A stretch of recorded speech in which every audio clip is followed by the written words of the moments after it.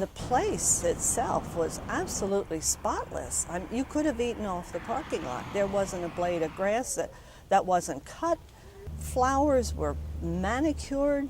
Everything, the buildings were perfection. And yet, it was a puppy mill. You know it was, because you could hear in the background all these dogs barking. She came out dragging both of them by the neck across the parking lot. They're not walking, she's dragging them. So he came over then and lifted both of them, put them in. First of all, I said to him, what are their names? Well, they didn't. He had no names. I said, well, do you have any records, like the vet? No, he had no records of any kind. So, you just give up because you know the situation. And they'll never let you see where they're at. See, he brings them out, that you don't ever see where they come from. And the way he just brought them out like they were a piece of garbage, And it was, when she was telling me the story, we're both, had tears running down our cheeks, and just looking at the dogs at the same time, it breaks your heart. I got back to our rescue place, and I thought, where did they get to? And here they were, back in this corner, intertwined in each other, so tight. They were very, very pathetic when they got here. They were sitting in the back of her van, as huddled up in the corner as they could possibly be. Both urinated on themselves. Just very, very, very scared and very, very, very pathetic. Before I would take them out of the car, I just sat in the car with them and talked to them, tried to ease them, tried to soothe them in some way, but they were just so scared. The one, Brooke, would look up at you, but Peach didn't.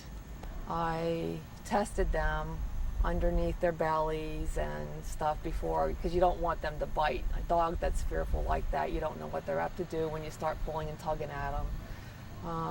I didn't get any resistance from them other than they wanted to keep holding their head down. So I proceeded to lift up the one, and I carried her into the intake room, and I placed her in there and just talked to her for a little bit, and then I came back out and I lifted Peach back in. When I got them in there, they were just petrified and they urinated again. So needless to say, you're dealing with two fearful dogs, two dogs that never had human contact whatsoever, and it was tough seeing that. It was really tough.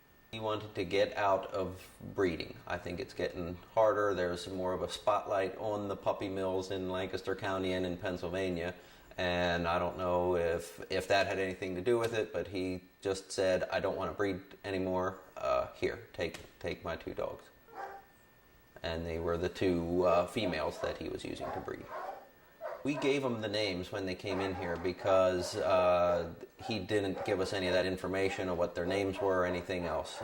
So when they came to us, we have to assume they've had no shots or anything else. So we assigned names to them. We named one Peach and the other one Brooke. So it's going on 2 weeks now. When they first came in, we couldn't even get them out of the van that the transport person brought them in.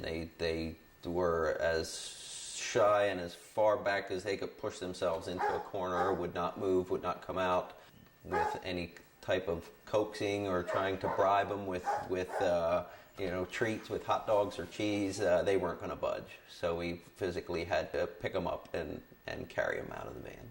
Once we got them inside in the kennel, it took days for us to even get them to eat anything.